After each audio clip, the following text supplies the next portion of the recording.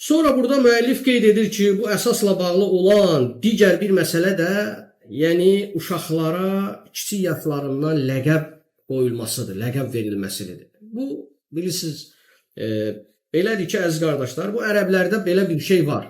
Belə Peyğəmbər sallallahu aleyhi və səlləmin zamanından var. Uşaqlar kiçik yaşlarından onlara gözəl bir ləqəb, künyə verilməsi mövcuddur. Nə üçün? Burada müəllif qeyd edir, misal olaraq Əbu Abdullah, Əbu Abdurrahman və s.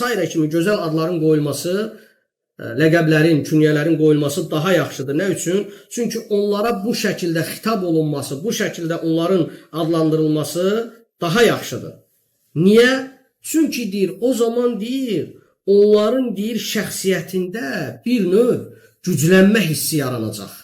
Onlar o kiçiklikdən deyir, o künyələrlə adlandırıldıqda, bu deyir, onların şəxsiyyətini bir növ deyir, formalaşdırır.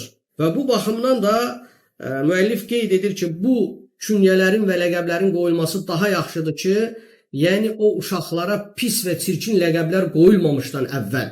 Çox təəssüf ki, bizim cəmiyyətdə yəni bəzi cahil təbəqələr uşaqlara çirkin və pis ləqəblərlə çağırırlar, ləqəb verirlər və bu da müsəlmana yaraşan bir xislət deyil, əziz qardaşlar.